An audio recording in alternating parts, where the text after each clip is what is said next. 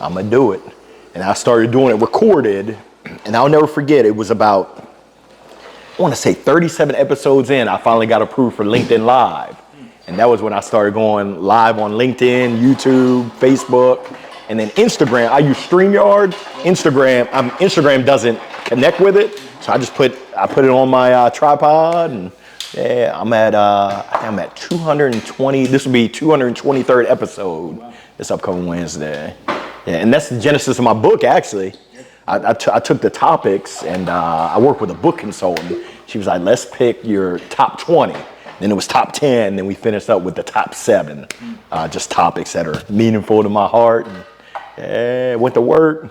Is my message gonna resonate? Just a lot of fear, uncertainty, and doubt. And I tore that thing. I tore that thing up. That was so much fun, just being able to impact folks. And I talked to some of the folks that were part of their ERG. And they were, first of all, they were like, how did you get here? Our company normally doesn't bring us to represent. But they were like, we're cheering you on. You know that you're gonna, and it's crazy.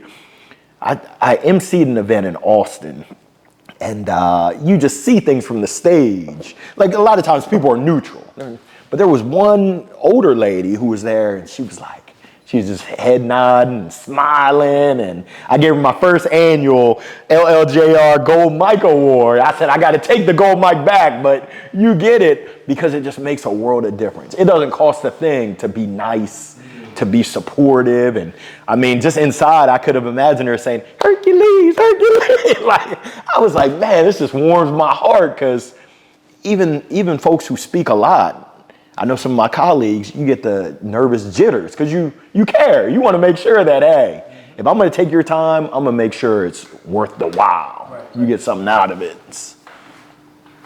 Yes. It's a powerful thing that you all do. You know, come in and absorb the culture, and then find a way to let people know about themselves without, making them feel bad about themselves. Yeah, big time.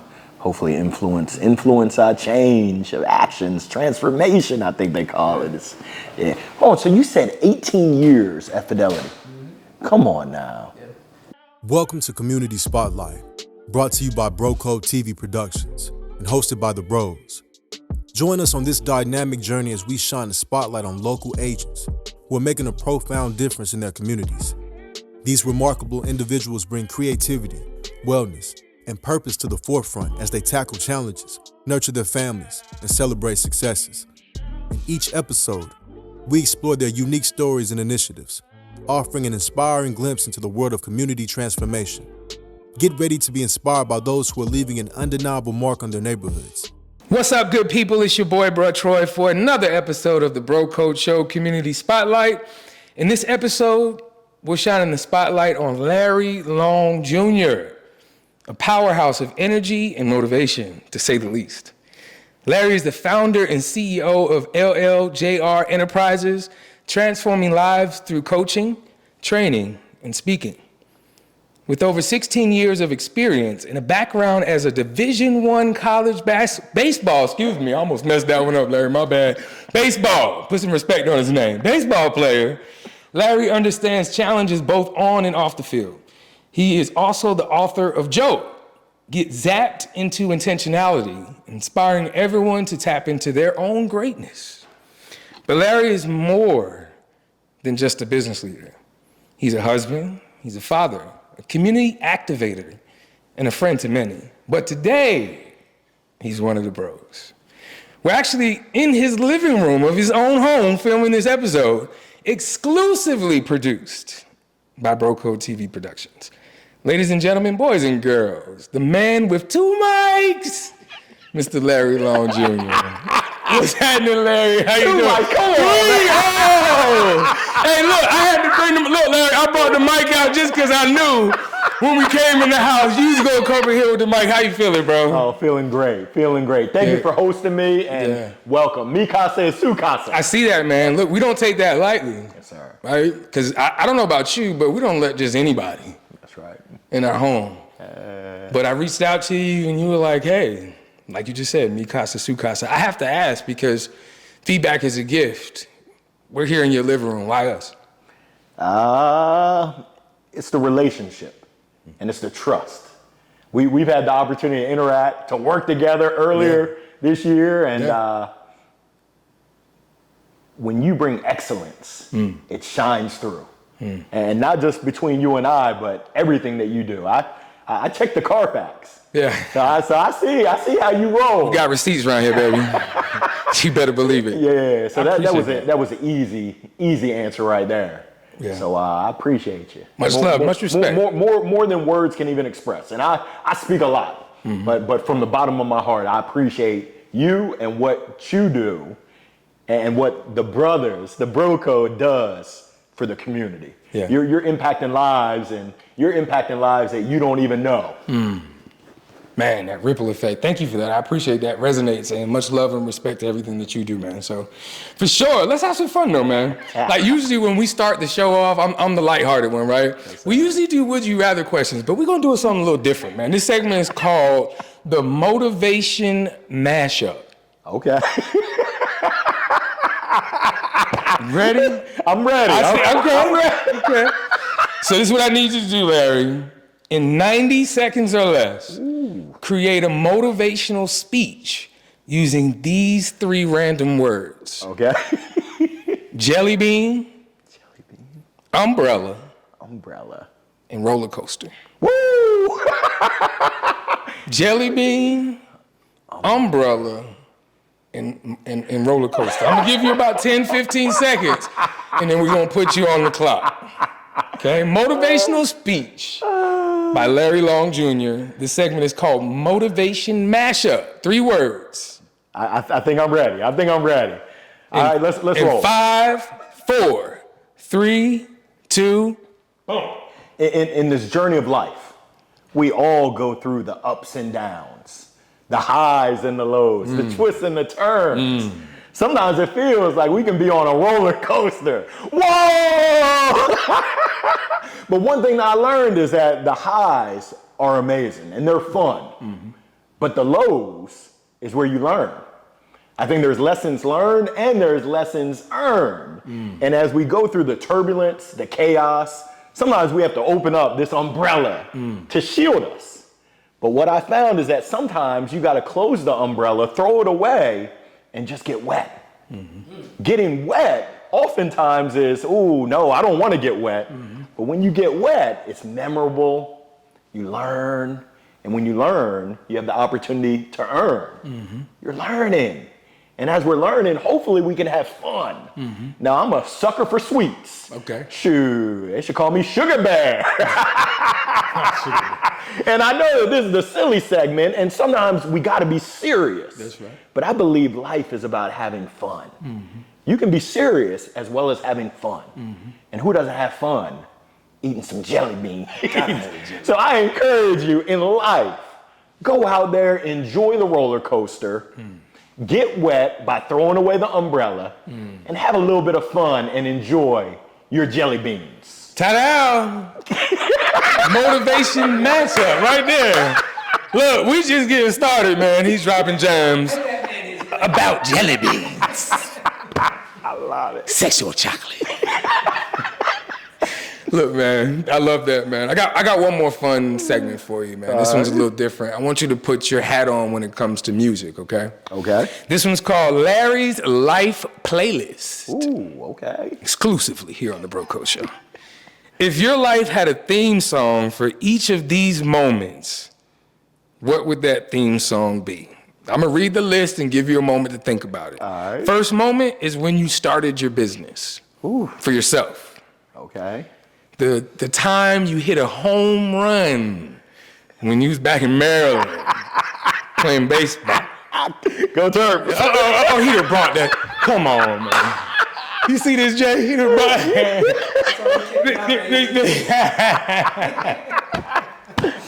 And last but not least, a time that you overcame a really big challenge. Ooh. So what would be the song? We'll start off with the first one.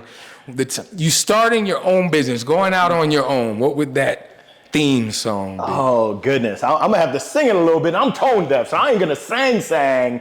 But starting my current business, We ain't never scared. What? We ain't never scared. Because here goes the story. I had a business. I believe that was Bone Crusher, just for those that are listening, just to make sure we're clear. Right. So I owned an indoor baseball and softball academy, and it failed.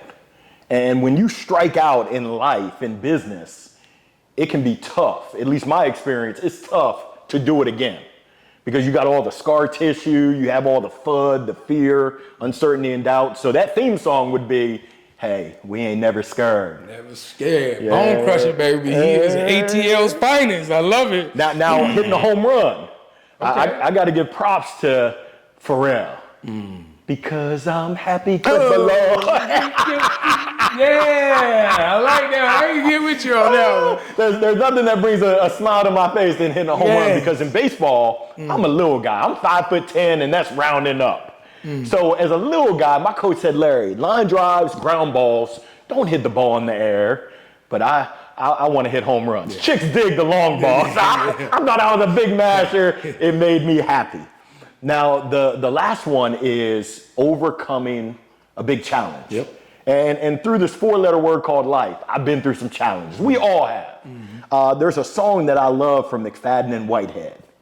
Ain't no stopping us now. And when you listen to the lyrics and you look at the song, the message, it's just encouraging. I mean, it puts a smile on my face. Yeah. It encourages me. And it really just exemplifies my mindset. Ain't no stopping me now. I think they say we didn't come this far just to come this far. So there ain't no stopping right now. Shoot, ain't no stopping us now. I like We're on the move. We are on the move. I like that. That's that ultimate family reunion song. I mean, yeah, that takes me back, brother. I appreciate that. I like that. Larry's Life Playlist right here on the Bro Coach Show. So let's dig a little bit deeper, man. Let's go back to Maryland. Yes, sir. You wore the hat, and that's where you grew up. Is that right? Funny story. I was born in Maryland. Okay. But I moved around. My father worked for Department of Veterans Affairs. Okay. Serving our veterans. He was a recreational therapist. So I've lived in Tuscaloosa, Alabama, Danville, Illinois, Grand Island, Nebraska, Coatesville, Pennsylvania, went to elementary school with Rip Hamilton, who played basketball for UConn and got the national championship and then got the world championship with the Pistons. In Detroit. And then from there, back to Maryland for middle school. So my theme song, make new friends, but keep the old. One is silver, while the other is gold. That was a theme song that my mom used to sing to me, but I claim Maryland as my hometown. That's all right, man. This guy got a song for everything. I'm loving it. Well, take me back to those times. Take me back to a young Larry. What did it look like as a kid? What are some early childhood memories? Who helped to create the man that we're sitting with today? Wow. I've always been rambunctious, always been happy-go-lucky. In Nebraska, and my mom still has the paper clippings of tornadoes, twisters. Wow. And we lived in an apartment complex. When you get tornadoes, you go down in the basement. So my mom shares the story that everyone is scared. They're scared for their life because twisters are touching down. Well, little Larry Long Jr., he ain't got a serious bone in his body, so I'm jumping on people. I'm happy-go-lucky. They were like, get this little nappy-headed boy off of me. I'm scared for my life.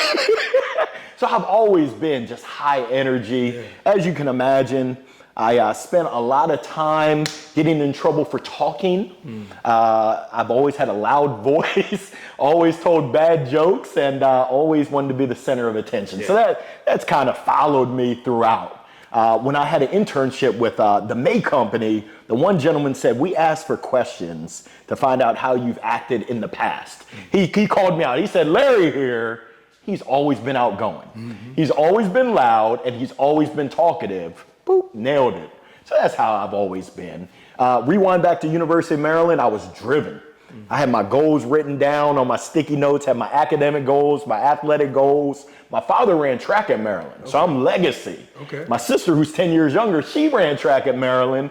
I'm the black sheep of the family, literally and figuratively. They're like, baseball? I'm like, yeah, you run after you hit the ball. They said, well, let it slide, little Larry. Literally. But I was so focused, and my goal, I wanted to play pro baseball. When I got to college, I said, I'm going to get good grades, take care of the books, and then I'm going to play pro ball. 4-year starter in the ACC. I'm dating myself. This is back when the Terps were in the ACC. Yeah. But unfortunately, the pro baseball didn't work out. But just a lot of great experiences. I think you asked who had an impact on my life. Yeah, who helped to create? I've had so many folks, but I've got to go. It starts at home. My father, Larry Long Sr., my mother, Desiree Long. I love you, Mom. They've had such a great impact on me, just a phenomenal impact. And I think they say the apple doesn't fall too far from the tree, which I lost my father going on 9 years. And I'm just blessed. I count the blessings. I had him he spent 60 years on this earth. And I had him, oh my goodness, 36 years of my life. So I count my blessings each and every day. My mom is still living. We've got a great relationship. I consider myself blessed, just blessed beyond belief. And I don't take that for granted. So I would say my mom and my dad had the greatest impact on me. And my hope is I can pass that along to my kids, to my wife, and really to everyone that I have the opportunity to touch. That's absolutely right. Leaving things better than how we found it. I want to tap into a little bit more about that legacy part because your son now is a third. Condolences to the family. I mean, again, everybody grieves differently, and we're a reflection of those that we stood on their shoulders, right? So how do we pass on that same opportunity? What does that mean to you? Right? What does that impact to have now a son? Talk to me a little bit more about that. Yeah, it's a huge responsibility, and I don't take it lightly. And having a son in this society, it's there's something my mom used to always say to me. She still does. Your actions speak so loud, I can't hear what you're saying. So for me, I take that to heart that he's watching me, and he's been watching me ever since he was a youngster. He and my daughter, they observe. So Dad, I hear what you're saying, but what are you doing? And I really make sure that, and it's kind of like in my book, I talk about the word intentionality. I try to be as intentional as I can. Now, I'm human, and I'll throw it out there. I'm a terrible road rager when I drive. I'm impatient. I'm trying to get somewhere. I think I'm in NASCAR. I'm with you. Right there with you, brother. It's something that I'm working on. Not very well, but I'm working on it because I don't want my son to model that. It's not safe. It doesn't do anyone any good. Hey, Larry, why don't you just leave early? That's another one. I'm a procrastinator. I push it to the limit. And it's like, well, if you know better, do better. And that's what I share with others, and that's what I'm working on. I think they call it a whip. I'm a work in progress. We're going to talk more about that later on in this segment, but I want to dig a little bit deeper into giving people their flowers, right? Wow. So you're writing a speech. You've written many of them, Larry. You've been on many stages, man, and you're being used in a mighty way. I admire that, brother. But in this speech, you're thanking those of the shoulders that you stood on, for those that helped you and supported you in your younger days. Who would that speech include, and what would it say? Oh my goodness. LT, Larry Thompson, Mr. Paul Donovan, Squirrel. They were my baseball coaches for my travel baseball team. I would have to throw in there Mark Winchester. I actually co-authored a book to shout him out. He was a boss of mine, now a great friend of mine. Just an amazing sales leader, an amazing sales professional, and just an amazing person. My mom, my father, my immediate family, my wife, my kids. And the message would be pretty simple. Thank you. Because these are folks that had an impact on my life that I'm not even sure they realize. And it was both what they said, how they said it, but really the way that they acted, what they did. I'll give you an example. Mark, he wrote a postcard before I started working with him to me, just saying, hey, I look forward to the opportunity to work with you. But even better, he wrote a letter to my wife, just letting her know, Maria, behind every good man is a great woman, and I thank you in advance for allowing us to have Larry's time. That's just so thoughtful right there. That's just a kind, generous, and thoughtful person. And in today's age, we need more of it. When I look at my family, you talk about love, true love. They boosted me, supported me, gone out of their way, and I realized that I didn't do this alone. You talk about standing on the shoulders of giants. My community has lifted me up. My family, my friends, my colleagues, and even those that have lifted me up in negative ways. I've learned from folks that haven't necessarily done me right. It's okay. Everything happens for a reason. Yeah, I love that, man. I love it. I want to go back to some good times back in Maryland because you mentioned, but before I do that, I got to tap on and bring it back to that age-old wisdom. When we come back from break, I want to talk a little bit more about my 101-year-old grandfather and how that made an impact, to your point, and why it was so important. You talk about him being in your life, I think you said for 40 years. I'm 44, and my grandfather was 60 when I was born, but when you think about it from a sense of time, he lived through a lot of the things that we read about and call history. So we'll be back a little bit more with Larry Long Jr. right here in the crib on the Bro Code Show. There we were talking about wisdom. We were talking about wise counsel. I had the privilege of being reared by a grandfather that was born in 1919, right? So clearly he's lived through some of the same things that we read about and call history. Right. And it sounds as if, and I would love for you to please confirm, deny, whatever the case may be, that it was the shoulders of those that helped bring a different perspective, even from the littlest things to the biggest things to everything in between. It also sounds like that you also had an appreciation for education because outside of baseball, you also graduated with honors. That's right. You took a value in what it is that you do. But nonetheless, I want to take it back to those home run days because you got excited about that, man. So take me back. If I read correctly, let me get it right because I don't want to mess anything up. From 97 to 99, is that right? Yeah, I came in 96. 96, right? So from 96 to 99, you played Division I baseball in Maryland. Is that right? Yes, sir. I noticed in 1998 that you had a 9-game hit streak.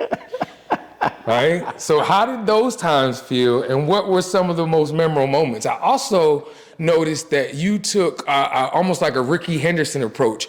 You like to steal bases. Yes, sir. So talk to me about that, man. Talk to me about those times. You're going back to the happy days, as I talked about on the song. Yeah.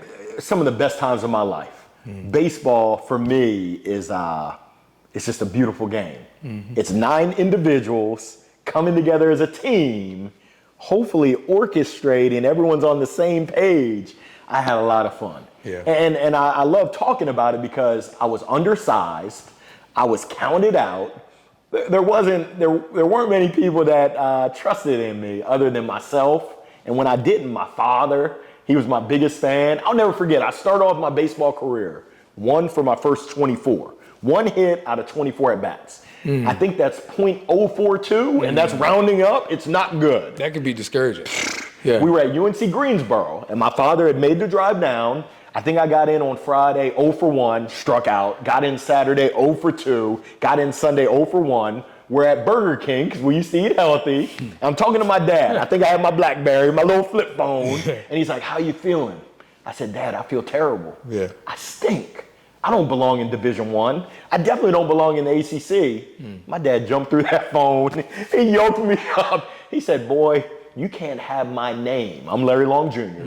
You can't have my name with a stank beep, beep." It was family friendly with a stank attitude like that.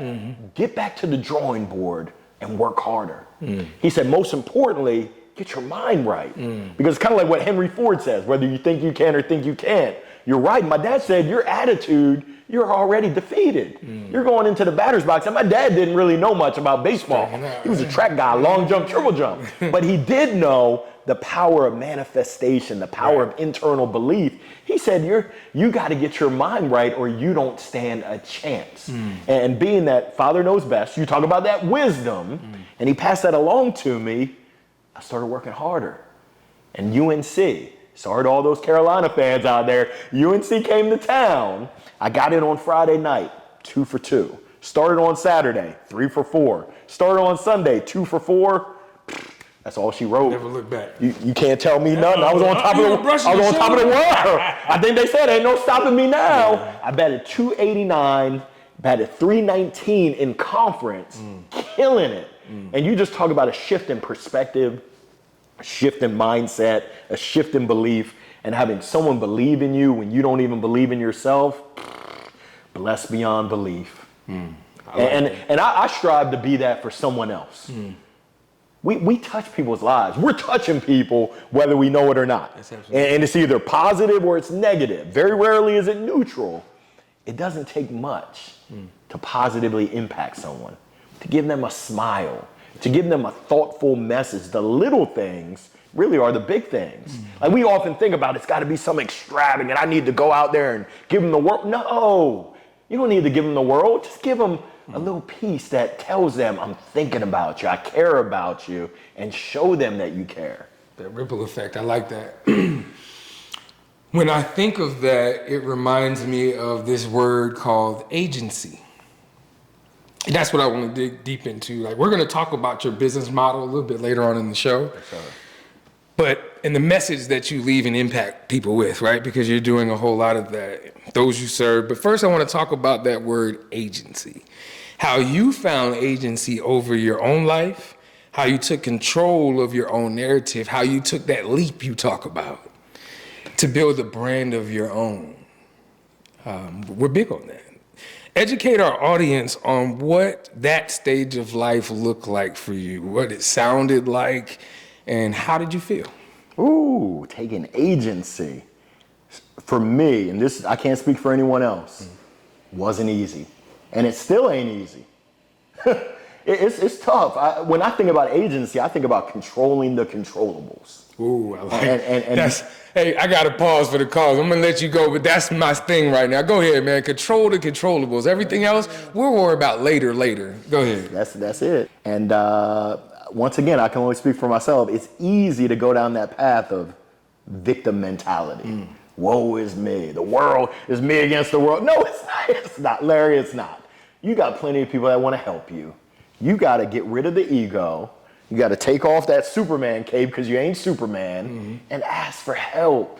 People want to help you. You can't do it alone. My baseball academy failed because my partner and we tried to do it alone. Yeah. We didn't want to reach out for help because we thought, oh, it's a sign of weakness. It's a sign of strength when you ask for. Larry, we were talking about resiliency and agency, and not being scared to ask for help, man. And it's so important, especially as we grow as individuals and as leaders in our community, man. So thank you for sharing that.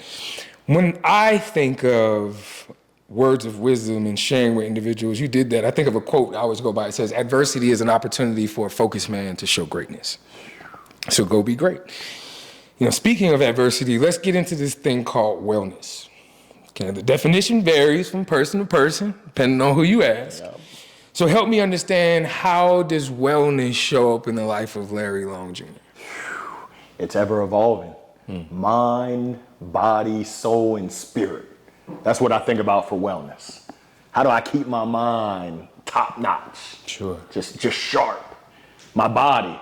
And I know you've been on your journey. I've been on a journey. Shoot, Will Smith's not gonna let me get into that. So, but anyway, go ahead. It's all good. Yeah. We all got a story to tell. That's absolutely right. Yeah. And actually, hold up. I got to share this with y'all because I knew y'all would come. We don't strip. You can't be stripping. Nah, we ain't have a logo malfunction. but essentially, I appreciate y'all coming here and letting me tell my story. We are all storytellers, and I encourage anyone listening to this, watching this, tell your story. Sometimes we keep it to ourselves, and we don't believe that our story has power. So true. Your story has power. And Troy, you don't know this, but your story has power. All 275 pounds. Well, that's what I lost. That was the part of me that I lost, the whole other obese adult. You think about that, right? That was a whole other obese adult. At 275, but that's the amount of weight that I was blessed, encouraged. It took a lot of action and mindset shift, really. That was the big deal. But yeah, man, I was allowed to live life differently, and I'm thankful for that, man. And I'm thankful for it as well because you took massive action. And just my journey, went to college playing baseball at 180, bulked up, got to 190, Stayed in shape afterwards, but life happened when my son was born, and there's all the excuses. But I got up to 236. My doctor said, Larry, at your height, 5'10", you should really be 185. 195 is still pushing. I weighed myself today, I'm at 221. And that's been a journey. Getting back in the gym with regularity. That's right. And then you talked about it, abs are built in the kitchen. Your diet, right? My wife's from Argentina. She ain't gonna let me go hungry. I can tell you, I don't know how to cook, but I certainly know how to eat. So the body has been something I'm working on because I wanna live long, I wanna live a healthy life. In terms of the soul and the spirit, it's that intentionality. Show me your calendar and I'll show you what's important to you. So for me, my relationship with my God, it's taken intention. I grew up in the church, but that doesn't always hold. And throughout college, just other stuff happened. It wasn't a priority. But I made it an intention, and for my family, I make sure that we all know that we have the opportunity to have a personal relationship with our faith. And for me, I find comfort. I find solace, and it really allows me to, it just allows me to be at peace. And you can't put a price on peace. I've had some recent conversations with a few of my brothers, and the word that's come to mind, I know you're big on words, is peace. Where do you find your peace? Because there's so much going on. You look out in this world, we're in an election year. We've got war going on. There's just so much division. It's tough to find peace. It can be tough to find peace. I've been blessed beyond belief. I found a lot of peace. I try to surround myself.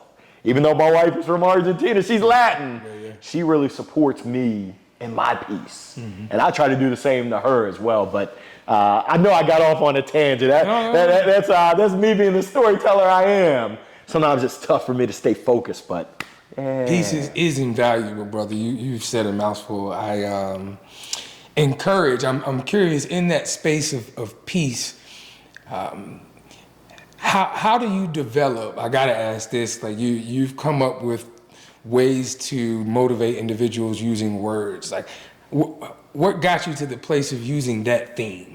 Like you've used the word intentional over and over and over again, not just in the book, but in this conversation. You said it over and over again. What led you down that path to use that theme? Like how did that become your message to people? It's I didn't use the word throughout my whole life, here and there. When my father passed, I realized that at that point I had been living my life without intention. I was kind of going wherever the wind blew me. I hadn't taken the time to think about, what do I want to be doing? Who do I want to be serving? How do I want to show up in life? What impact do I want to live? Do I want to leave? And unfortunately, it took a tragedy of me losing my dad, me losing my best friend for that to happen, but it allowed me to slow down and think about, hey, Larry, I started asking myself some questions. Hey, Larry, what do you want this life to be? What do you want to be doing? Where do you want to be going? Who do you want to be working with? Who do you want to be serving? And when I asked myself those questions, honestly, I didn't have good answers. I didn't have good vision. I don't know. That was my answer to a lot of those questions I was asking myself. I don't know. So I invested in a coach who asked me those questions and helped me work through, what do I want? And that's a question. That's a powerful question. What do you want? Think about that. If you're listening to this, my question to you is, what do you want? Why? What does that look like? Those are questions I'm still asking myself right now. And I'm trying to be intentional about the life that I live. Right now, my intention is on family time. It's not on the superficial stuff. It's on the experiences. And I set a goal last year to have 8 memorable, actually we called them signature experiences. And what's a signature experience? It's a memorable experience that you'll never forget. And out of those 8, 3 of them had to be with my family. We hit it. When you're intentional, when you put that out there, it now gives you a chance to accomplish that goal. So quality time with the family, taking vacations, spending good quality time, That's gold. That's wellness. Yeah. I appreciate you sharing that, man. Man without a plan definitely plans to fail. So thank you for that. When we come back, we will hear more about Larry's business endeavors, how he walks in purpose daily, the intersection of faith and family, and what he wants his legacy to be. We'll be right back on the Bro Code Show Community Spotlight with Larry Long Jr. Discover the pinnacle of visual storytelling experiences with Bro Code TV Productions.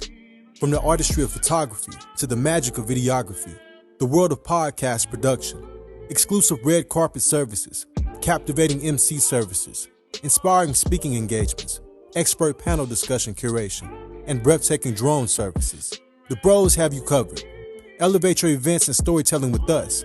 Contact Bro Code TV Productions now at 919-714-9905 and be a part of our incredible journey at www.brocodetvproductions.com.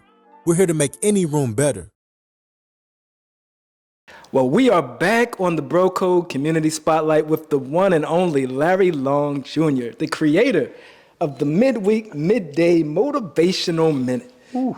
Now, first off, I must say, your smile is just as infectious in person as it is on screen. And anytime I see your videos, I'm drawn to just your sheer joy.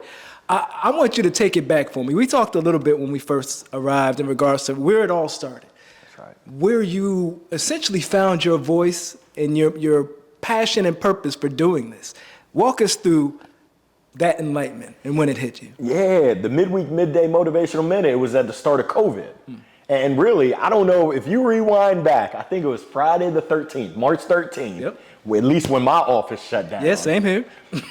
There was a ton of doom and gloom, negative news out there. And I don't control that. I don't control the news media, but they do what they got to do. I felt a little bit helpless. But then I got to thinking, what can I do? Well, Larry, control the controllables. You can use your platform on LinkedIn and share a word of encouragement. And it was at that time, I'll never forget, my wife, she had these influencers, these makeup influencers that she used to watch on YouTube. And it was like every Sunday at 2 o'clock, the lady's gonna drop her new tip. And my wife would get so excited. I said, you know what? Why don't I just share an encouragement? The first one that I did was actually called the midweek motivational minute. It wasn't the midweek, midday motivational minute, but my wife said, baby, if you do this, you got to do it every week. And you got to do it at the same time every week. I said, we're in COVID, okay. But there was a lot of FUD, a lot of fear, uncertainty, and doubt. I know you look good on the cameras. For me, I said, no, I got the face for radio. They're all going to laugh at me. And just the power of mentorship. I got to give props to Morgan J. Ingram. He said, Larry, I'm going to tell you what my mentor told me. If you don't do it, you're being selfish. Because you're making it all about you and it ain't about you. You need to get on video and give a message, because if you can impact one person's life, that's all you need. What were you doing before all this? I was just putting out plain text posts on LinkedIn about random stuff, talking about sales, talking about life, trying to inspire, trying to educate, trying to entertain, but I didn't really have a plan. The midweek, midday motivational minute, it's in the word. It's in the phrase. I want to motivate people. I want to provide some positivity to people. It might be the only positivity that they get in a week. Now, just in the course of the time we've been here, you've talked about at least 5 or 6 different mentors. Yeah. You know, who or what moment was it that really inspired you to do a career in public speaking and move from this one time, 12 o'clock every week type of thing to going all over the world and sharing your story? Yeah, it's crazy. I've been speaking my whole life. And I've been in corporate America. I worked for Accenture right out of college. Left Accenture, opened up my baseball academy, and I've worked for a bunch of different tech companies. But within my organizations, I was normally the hype man. Hey, Larry, can you lead our weekly meeting? I can see that. Yeah. Hey, Larry, can you get us all riled up? Can you kind of hype us up? And my last corporate position, it was good. I mean, I was working in athletic software, and it was good, but it wasn't great. And I said, you know what? If I tell people that they should go for greatness, shouldn't I go for greatness? Like, Larry, that's hypocritical if you tell everyone else to step into their passion, follow their dream, but then you look in the mirror and you're faking the funk, Larry. So essentially, I made that transition full time. That was scary. Yeah. Going from a steady, you know how corporate America is. You get a paycheck consistently. Every 2 weeks you're getting paid. Every month I was in sales, I was getting a commission. Every quarter I was getting a bonus. Right, yeah. That bonus Mama needs some new shoes. Yeah. But with the support of my wife, she said, hey, baby, I got you. That meant the world. And to be able to step into doing something I enjoy, I get the opportunity to serve people, speak into them a message of positivity, a message of belief. I pinch myself every day. Now, how do you craft and refine those messages? Do you go into corporate America or into this environment already knowing what you want to say, or are they asking you for a theme based off of where they're at? Yeah, so the lanes that I play well in, leadership, which is really my jolt message. It's one of personal and professional growth and being the best that you can be, mindset, mentality, perspective. LinkedIn, which is leveraging the platform and the community of LinkedIn to either help you personally and or professionally, and then sales. I've been selling ever since I was 10. Lawns by Larry, knocking on doors, trying to sell lawn care services. Okay. Those are kind of my 3 lanes. I'll use air quotes, 3 lanes of genius. But those are generally what I speak about. For me, I just tell my story. I tell my story and then share the lesson that I'm hopeful someone else can take the lesson and say, hey, that's his story. I got my own story, but that lesson, I can take that lesson and I can do something with it that's gonna elevate me. Now, you've talked about bus tours, you've talked about global tours. Is there a memorable experience that you're comfortable sharing with us from any of these moments that you learned more about yourself than what you're saying to the audience? Yeah, it was definitely the bus tour. Flip the script. I was just texting with brother Guillaume in France. I know you parlez-vous français. But we were on the road, 18 days, 12 different cities across the U.S. And there were 3 sales trainers. I was the MC, Guillaume Mubesh, Beck Holland, who owns Flip the Script, and then Keenan, brother Jim Keenan. And it was those conversations on the bus with Keenan, with Beck, with Guillaume. It was the questions that they asked, and it was the reflection. When you're in a coffin on the bus, you get a lot of time to think. I ain't never been to jail. I don't want to go to jail. But it says you get a lot of time to reflect. And I can tell you it was transformational coming out of that bus tour. I'll give you one example. Keenan said, hey, Larry, I'm very observant. And I've observed that your kind of go-to is fear. Like, you joke around about it, but we were talking about the ocean, and I said, oh, sharks, they like dark meat. And we were talking about golfing in South Carolina and gators. Gators, they like dark meat. He said, you do a good job of joking around about it, but you have a lot of fear inside of you. He said, I'm going to encourage you. Get rid of the fear. You have nothing to fear. You're going to either win or you're going to learn. And it was that message that came from a place of love. And if you know Keenan, he comes across as, but it was really just him being authentic and sharing that message with me in the spirit of lifting me up. It made a world of difference. And I've never shared that to him, that conversation had an impact on me. So I hope Keenan actually sees this, because I know Brother Johnson had talked about it before, giving folks their flowers while they're still here. Yeah. We've had a chance to interview a few public speakers, motivational speakers, and one of the questions that always comes back for me is, A, how do you stay motivated? And B, how do you even measure the impact that you're having on others? Like, what defines a successful motivational speech? Do you come back to the company? So talk a little bit more about that. Spin to win. Okay. Spin off business. So for me, if I speak and someone not just talks about it, but they bring me into their organization, that means job well done. I've got another measure. I've been really blessed and, knock on wood, fortunate. I've got 300 plus recommendations on LinkedIn from folks that share. And oftentimes I know that I'm impacting people and I never even know about it. And those are the stories where folks say, hey, Larry, you don't even know this, but I binge watched your midweek, midday motivational minute. I'm like, you did? Why would you ever do such a thing? But they're like, I was feeling down, and whenever I see you, it just inspires me. My wife, Maria, her friends in Argentina, they don't even understand what I'm saying, but they've shared with her. I just smile. It makes me feel good. I just laugh seeing Larry with his goofy little, with all his little props and always smiling. So it's I don't know. I mean, I guess I do know. That's how I measure my success. Are people bringing me back? Are they coming back for more? And are they sharing some sort of tangible impact that I've had on their life? What advice would you give to others that are thinking about even pursuing into a field like this? Yeah, I'm not sponsored by Nike yet. Okay. But in their words, just do it. There's a lot of people that are noodling. I talk to them all the time. They live in my neighborhood. They're noodling about starting that new business. They're noodling about asking their boss for a raise. They're noodling about something.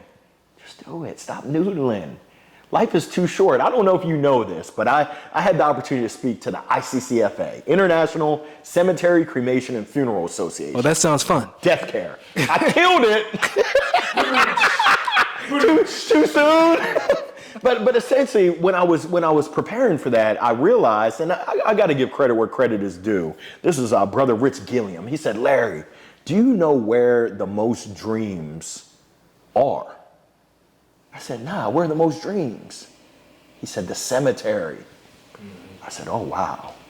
Most people take their dreams to They die. die with them.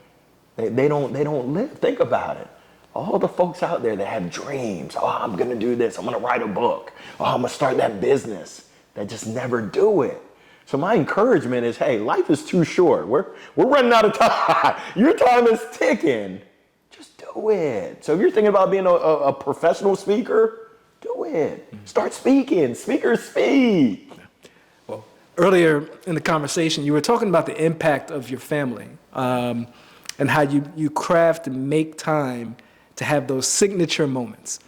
I want you to tell me a little bit about what's the legacy that you want to leave for them, and how do you help them build their own dreams? Wow, that's power. That's a great question right there. The key word there is presence. It's presence. I've got my phone around here somewhere,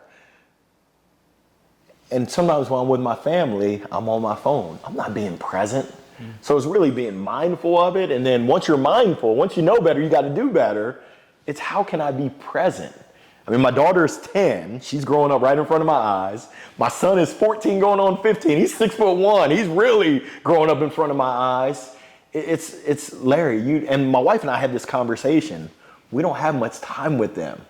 For my son, we've got 3 more summers left. He just went back to school, so we've got 3 more summers. And what I've heard from people who have come before me, hey, Larry, you don't even have that long. Once he gets wheels, once he starts driving, he's gone. He's chugging up the deuces on you. So it's really making the most out of each and every moment right now. I'm not a Latin scholar, but I think they call it carpe diem.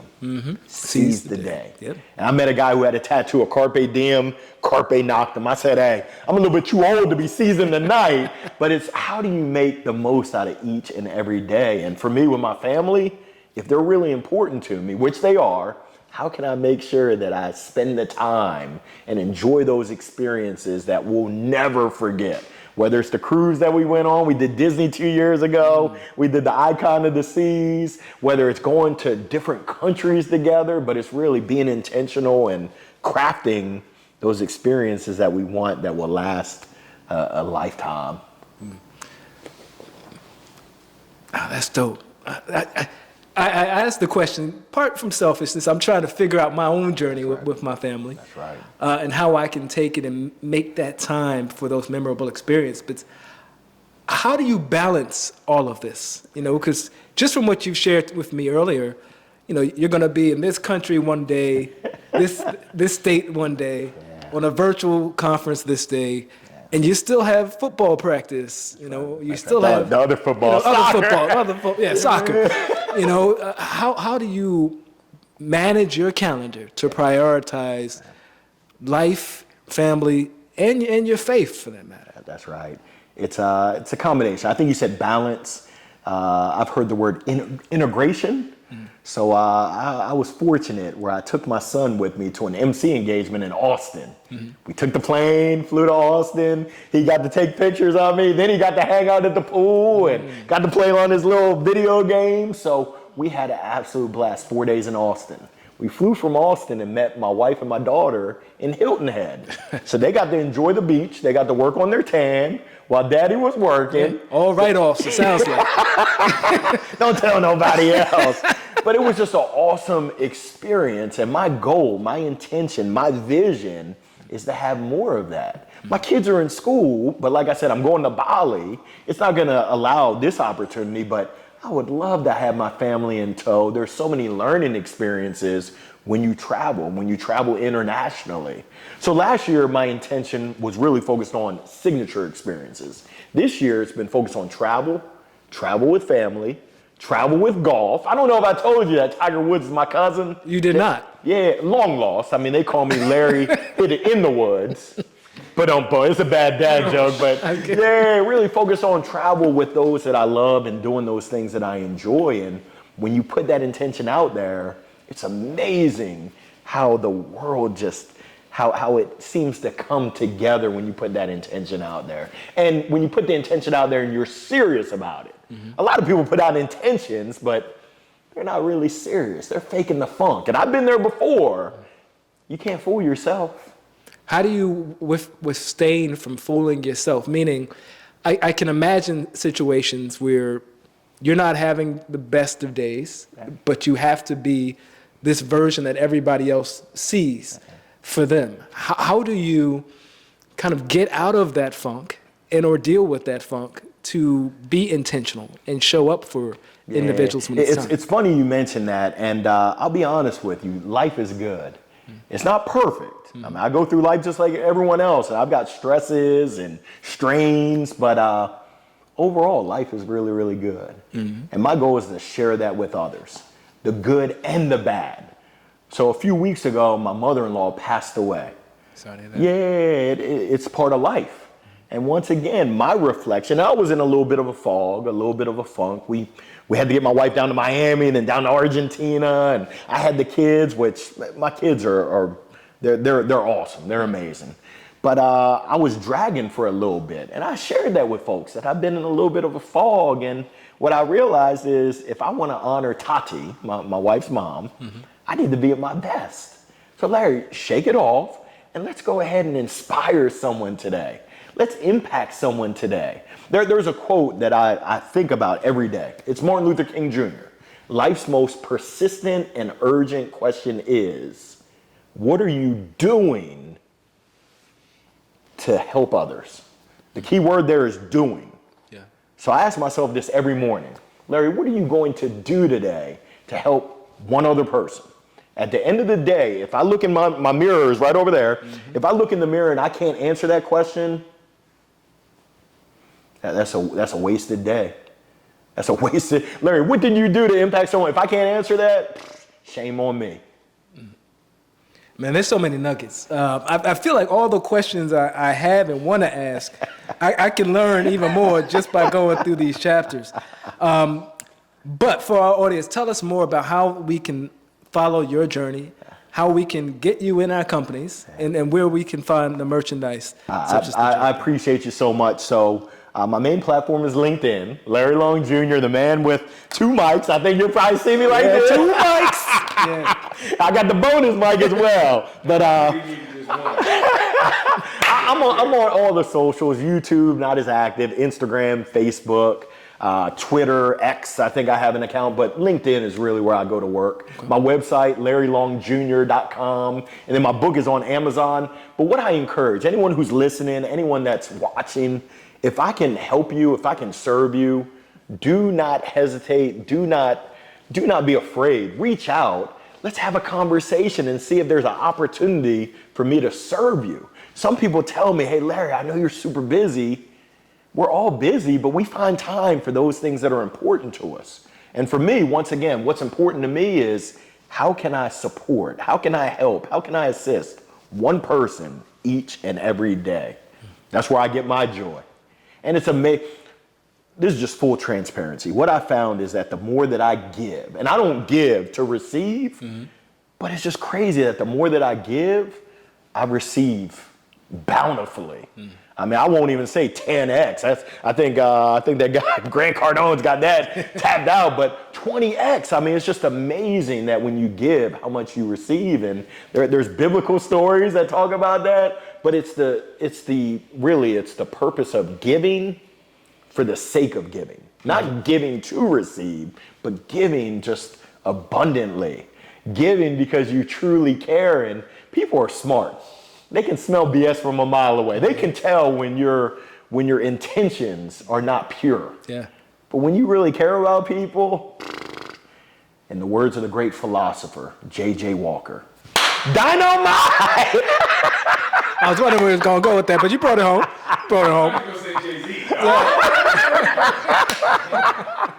Nah, but for real, Larry, it's certainly a blessing just to hear you, to know you. And I wish you much joy and much more bountiful blessings because you're certainly changing the world now and you're just getting started. Yes, sir. Ain't no stopping us now.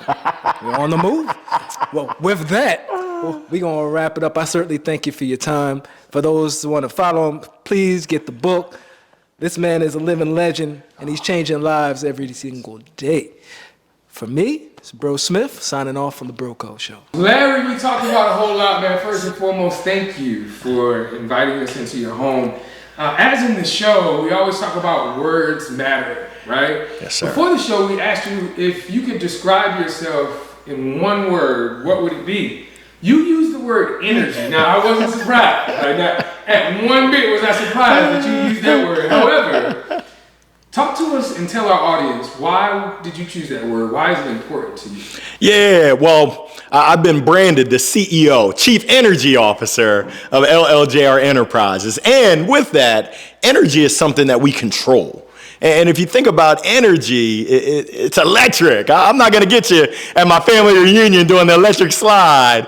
But essentially, when you come in a room or nowadays even the Zoom, do you bring energy or do you suck the energy out of the room?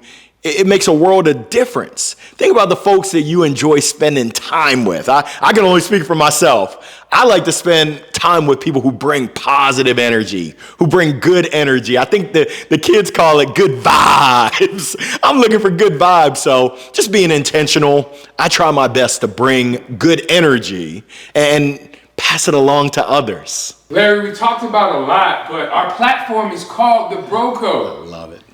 When you think of that word or that code, oftentimes it's think of a standard of living or how we live our lives, measure ourselves and others. When you think of that code or the Bro Code, what comes to mind? Yeah, so what I would say is synonymous with the Bro Code is fellowship. And with that fellowship, it's heart, it's community. There's power in that community, that relationship, that fellowship. So that's what I would associate the Bro Code. And you said it earlier. You welcomed me to the brotherhood. That meant more than you even know it. It means so much. And my hope is that we can continue to wrap those brothers that need to be a part of the Bro Code within.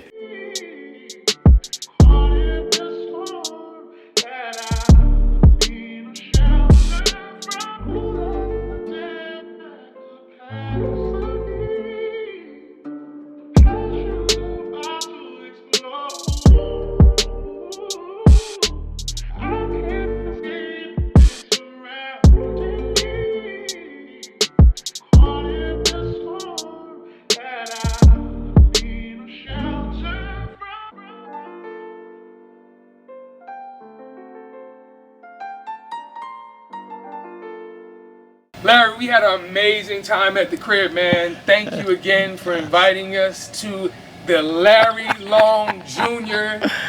extravaganza. We talked about a lot, but you just got off one of the most amazing, prolific shows, the Bro Code Show, Community Spotlight, produced exclusively by the Bro Code TV Productions. Tell us about your experience. Oh, man. Brother Johnson, Brother Smith, I had an amazing time. the fellowship, the conversation, the just the relationship. I appreciate it. Thank you for allowing me to share my story. Thank you for caring, not just about me, but really the global community. And thank you for not just caring, but also sharing. So I had an awesome time. I would definitely classify this as a signature experience, one that I will never forget. And I just appreciate you more than words can ever express. Thank you, thank you, thank you.